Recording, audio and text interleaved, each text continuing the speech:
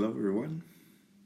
Today's lecture is going to be a continuation of our cubic equations of state. We'll be closing out that material, and we're going to be entering into discussions of chemical potential from emerging out of our work on equations of state.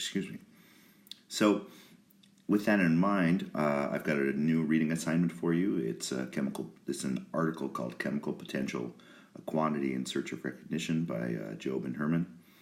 And I would like you to read the first three sections of that paper, as well as section 9, phase transitions. And phase transitions ties into ultimately the vapor-liquid equilibrium and our equations of state that we're talking about today. So you'll have to excuse my voice. I've got a bit of a cold coming on, and so you're just going to get a deeper voice version of me for the day. All right, let's go on. So where we were was discussing cubic equations of state.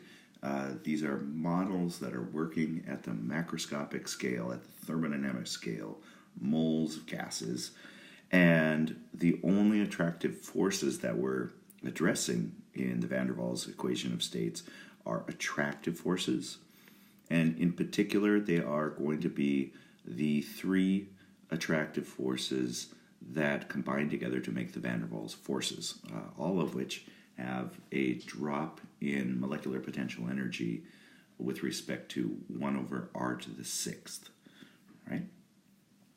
So when I have attractive forces between molecules on a macroscopic scale, they're drawn to each other, and in molecules becoming more sticky with each other, they fundamentally are reducing the ability of molecules to hit the walls of the container or the gauge that's measuring the pressure.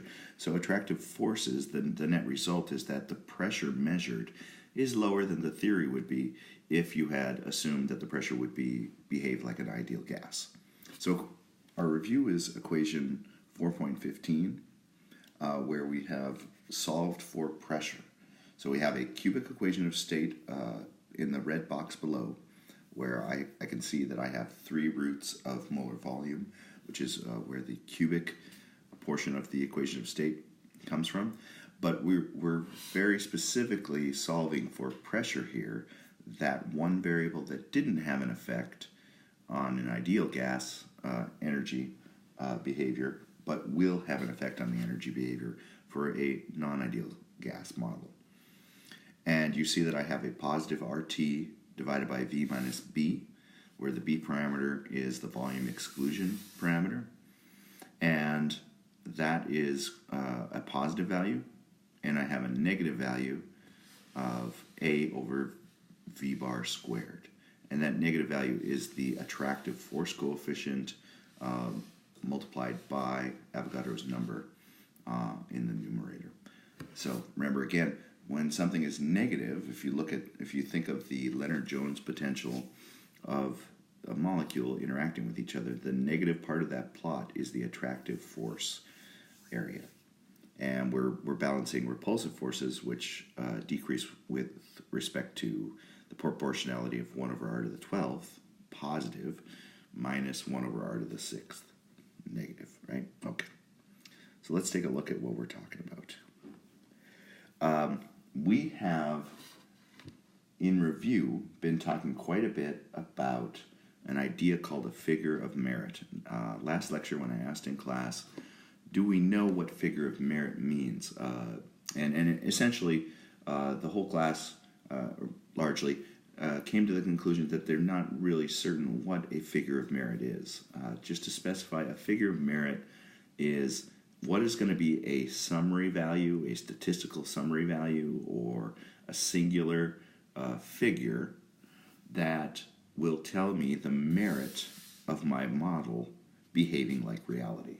So what is my singular figure that will give me an indication that my model behaves like measured data? What is the merit of my model? In equations of state, we use compressibility factor as our figure or excuse me, we use critical compressibility factor, not to be confused with just plain Z, the compressibility factor. The critical compressibility factor for equations of state is a singular point defined by the critical point of a given fluid. So if I calculated the ZC of a given known fluid, let's say it was the critical point of nitrogen, or the critical point of carbon dioxide, or the critical point of methane, I would find those values for the state parameters, PC, VC, TC, and I'd combine them together into the ratio PV over RT to get my critical compressibility factor.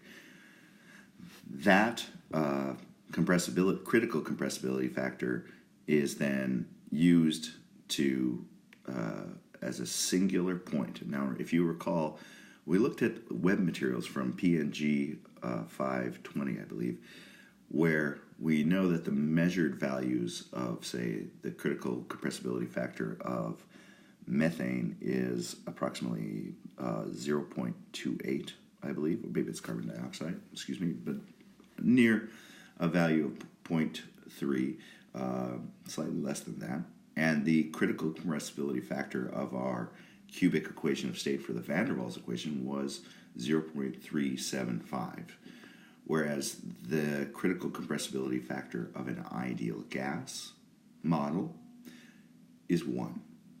So going from 1 downwards, if you decrease the value of 1 and make it less than 1, you are showing an increased contribution of attractive forces. You're decreasing the value of 1, so you're making more negative attractive forces. Thus, you're actually decreasing the value. So the critical compressibility factor being closer to the measured value of a non-ideal gas near the critical point becomes much, much more important inside of our fields, where we're oftentimes dealing with fluids and gases under significantly higher pressure and temperature regimes or lower temperature regimes than what we see in atmospheric conditions. The general form of a cubic equation of state has been written out in green in front of you.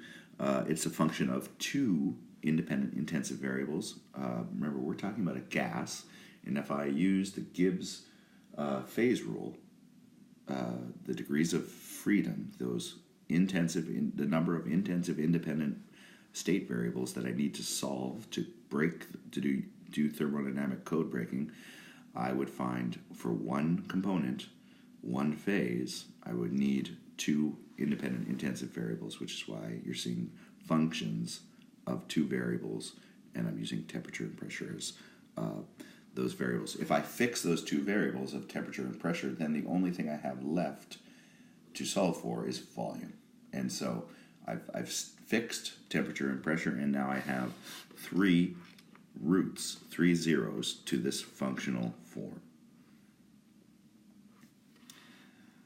There's a quick sketch of the Leonard-Jones potential that we've seen from earlier notes. You see that when the plot of the energy well is negative, there is an attractive force, and as I cross above the zero line into positive values, I will have repulsive forces dominating the model.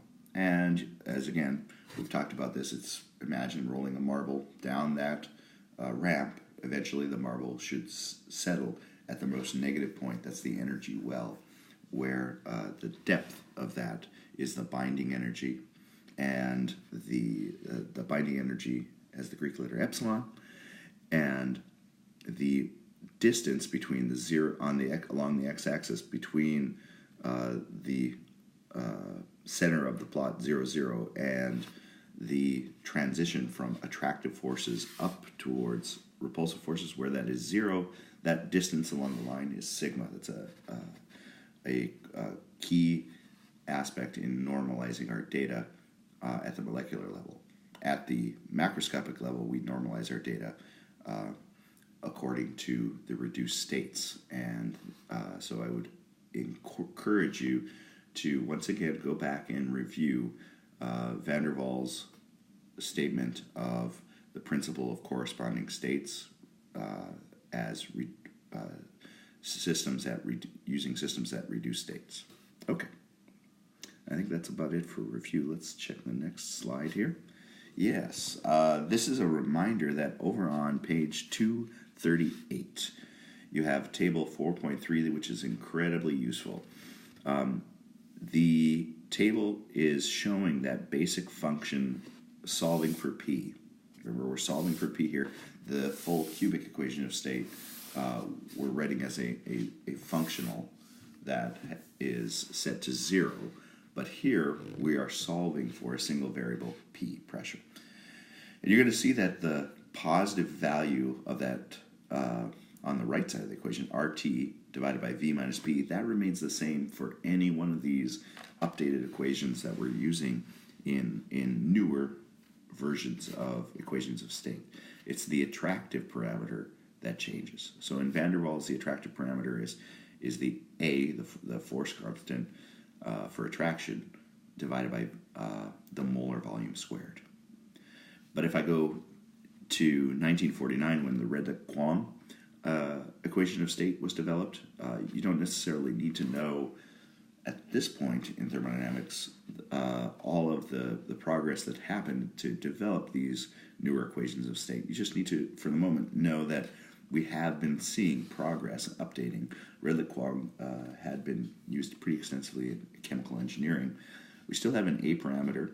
We still have a V squared parameter, although it's kind of nested within a V plus B equation form. But the A over V squared still exists in the Redlich-Kwong. Now I'm adding in factors of temperature.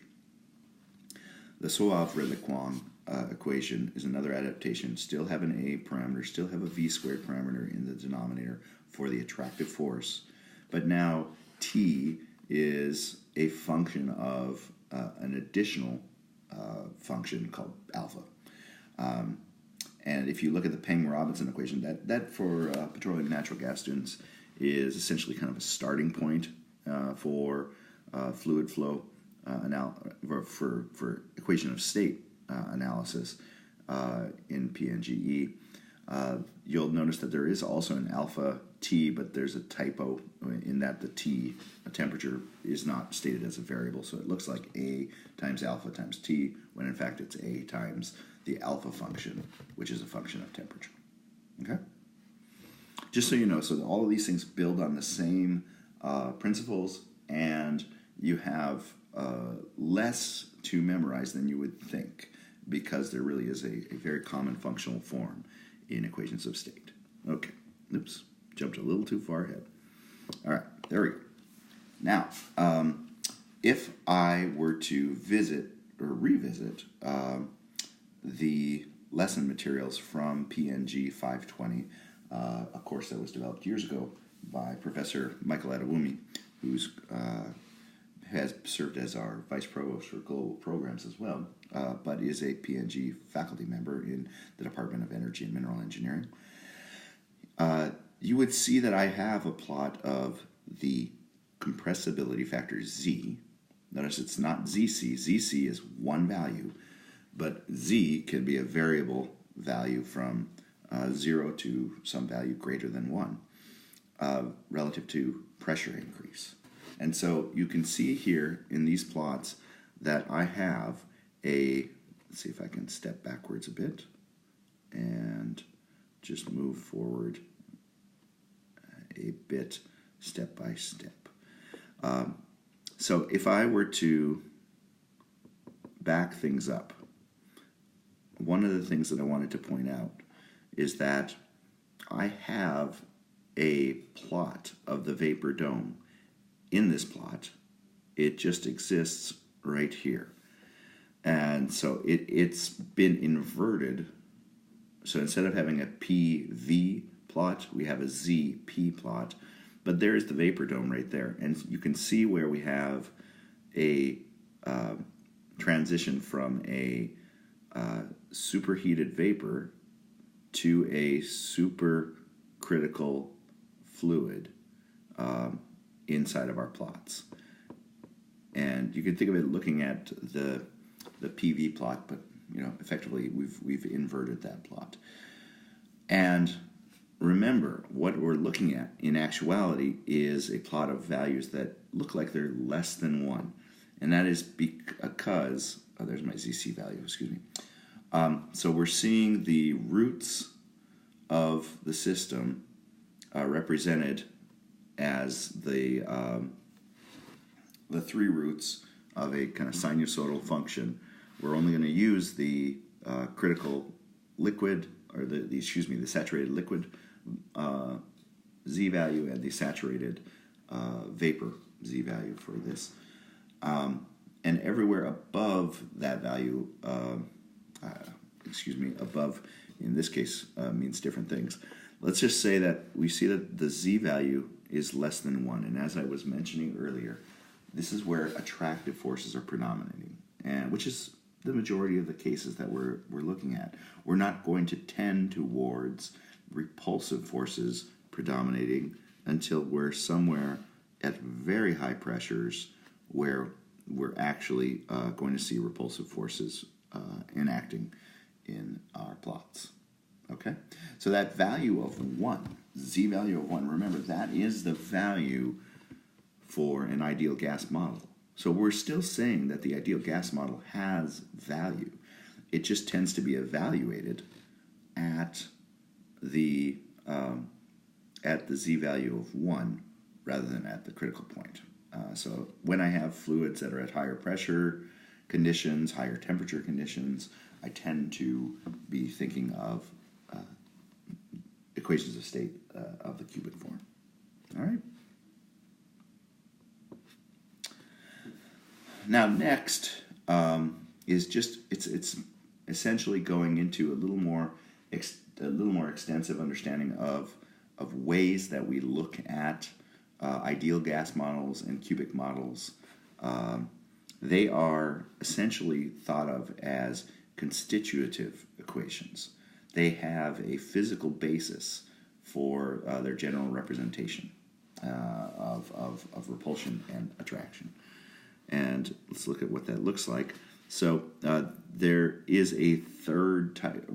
So we have ideal gas models, cubic equations of state models, and then there is a third type called a virial model that is different. And I'm merely mentioning this as a third constitutive equation that is describing the physical basis, but it's also embedding in effectively a series model for how we can describe the equation of state instead of having an analytical solution like a cubic equation of state. Now, the word virial comes from physics. It's a function relating forces with their positions developed by Clausius, so it's not viral, it's virial, and it comes from the Latin vires, plural of vis, which is for force, strength, or energy. Let's see how that looks. So essentially a virial equation of state is going to be expanding a power series about the compressibility factor. So we have the compressibility factor Z. This could be the whole range of Z's. This is not the critical compressibility factor. And we're going to expand that about 1 over V, 1 over the molar volume, which again is that distance parameter, but we're now relating it as a volume parameter. So 1 over V equal to 0 is the expansion to provide an alternative solution to PV over RT, right? When I have an ideal gas, then my B, C, and D coefficients all become 0, and my equation collapses back to the ideal gas model. When B, C, and D coefficients have values other than 0, that's when we actually are going to add, or actually in this case, subtract values, because remember, we're going to tend to have values that are going to be negative or decreasing from 1 So we have attractive forces predominating. This is in equation 4.26. So let's look at that. One of the coefficients in particular, coefficient B, is tied to something that we call Boyle's law, and B is the second virial coefficient. It is a function of temperature. The temperature that we're interested in is something called the Boyle temperature, and the Boyle temperature is basically what is the temperature that would affect this particular real fluid to behave as ideally as possible. So it is a non-ideal gas behaving the most like an ideal gas, the closest to one that we're really going to get. Now, keep this in mind that the B is going to have, the B variable in a power series is going to have some of the strongest influence on having this value be closer to 1. So what is the temperature that would give you a B value, a negative value at low temperatures, a positive value at high temperatures? Where that B value is 0, right? We've actually caused a function to approach 1 because the B value is ultimately going to be negative at low temperatures, and so thus subtracting, making attractive forces dominate, just as we've been talking over and over again in these lecture materials. Okay, so that's the Boyle temperature, and it's just an example of the first or the second virial coefficient, but the first of the coefficients that cause the attractive forces to predominate inside of a function, inside of a characteristic equation. All right. Okay, so let's take one more look at our vapor dome plot. This is a pressure and molar volume plot that we've seen in figure 4.12. We have 3 roots to solve for our function at a given fixed temperature, fixed pressure. That pressure and temperature becomes the saturation pressure and the saturation temperature, the boiling point temperature and the boiling point pressure. When I have the curves from my functional, which was set to 0, where the area is equal, positive, and negative. That's called the Maxwell construction. The 3 roots, remember, are the saturated liquid on the molar volume on the lowest value, and the saturated vapor molar volume on the highest value. The intermediate value is not useful to us directly in a physical sense. It is useful to us in telling us that is the pivot point, the anchor point between equal areas in the Maxwell construction, to make sure that we know where the tie line is to set up our plot for any given pressure and temperature conditions. So that's an isobar, is where I have constant pressure. That horizontal line would be an isobar as well. It's also an isotherm, as we've come to know. But what makes it an isobar? The thing is that we're having phase change. A vapor-liquid equilibrium is shifting at a constant temperature. If I boil water, I will, at 1 atmosphere, fixed pressure, I will boil water at 100 degrees Celsius. Where that functionally occurs is at a state that's called being of equal chemical potential for the vapor-liquid equilibrium. So the chemical potential, which is a term we're about to move into, of the liquid is going to be equal to the chemical potential of the vapor at chemical equilibrium. And that's going to be pretty important here coming up. So what is chemical potential? So this marks the transition. We've discussed the equations of state, and now we're coming back to this macroscopic space of thinking of the chemical potential. And what we find is go back to the Job, Job, and Herman paper Not quite sure how to pronounce that, but look at the assigned reading, and what we're going to see is that, and why I use this literature to complement what we're doing, is that chemical potential for a molecule K, let's say K was oxygen, or K could be methane, and the chemical potential of that one component of fluid reflects the tendency of the substance of number of moles of nitrogen or methane to change phase, or to react with substances, or there's my change phase, to react with substances, or to move. So this should look, I have chemical potential reflects the tendency of substance N to change by reaction, by phase change, and then by diffusion, by moving from one place to another. This should look really similar to the three things that will change the internal energy of a system. We have reaction with substances, chemical reactions tied to the enthalpy of reaction. We have a change in phase tied to the latent heat in an internal energy change. Now, the only thing that really is different here is that instead of sensible heat change, that's gone, because sensible heat change is described very specifically by the heat capacity. We're replacing it with the ability to have component N move to another place, to diffuse. So if you imagine me dispersing some dry powder of Kool-Aid into liquid, you can imagine the concentrated cherry flavor from the top diffusing down across the container, across the system. The thing that motivates diffusion is a difference in chemical potential, as we'll see in our reading.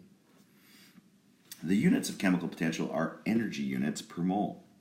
And so if we multiply energy units per mole times moles, we're going to get energy units out, joules or kilojoules, which makes chemical potential and moles of substance, of whichever substance, conjugate variables. They're married to each other. If we multiply those two variables together, like if I multiply pressure times volume together, I will get units of energy. If I multiply temperature units, K, Kelvin, times entropy units, joules per Kelvin, together, I again get joules of units out. So conjugate variables, they're married together, and they ultimately, in extensive form, lead to units of energy such that we can add them together in the first law of thermodynamics and have a change in energy. So the conjugate variables mu and m finally bring into play our energy change from non-mechanical work, W prime. We're going to be specifying non-mechanical work for the remainder of the class tied to chemical work. So keep an eye out for that. So this marks a big transition from focusing on mechanical work to non-mechanical work. Your assignment is going to be to review chemical potential, and you want to know how does the chemical potential of a liquid being equal to the chemical potential of a vapor put a system in chemical equilibrium, and how does that relate to a phase change in vapor equilibrium. Now remember, chemical potential is the potential, describes the tendency of substance N to either change phase, such as the vapor-liquid equilibrium. I go from vapor to liquid, from liquid to vapor. When I move away from that equilibrium, it reflects the tendency of substance N to react with other substances, if you had substances to react with, and the tendency of substance N to diffuse. So we're going to have that reading assignment on Canvas. If we don't have it up immediately, it should be made available very soon to you. And I just want to go back and look at the differential form of the first law of thermodynamics. We know that du would be equal to squarely dq plus squarely dw plus squarely dw prime. And each of those path functions can be restated in terms of their conjugate variables of TdS minus PDV, and we'll, using our literature from the thermodynamic square, we always add on the sum of all of our components, chemical components, K, the sum of those K components in terms of their conjugate variables of chemical potential and the change in moles N. And there's my last reminder about chemical potential. Chemical potential is a new variable, new state variable that we're using, but it reflects very familiar things, very pragmatic things inside of a system. The tendency of substance N to react with substances, to change phase, and to diffuse across the chamber. All right, with that, I thank you for your time, your patience with my froggy voice from the cold, and we'll talk to you again later. Take care.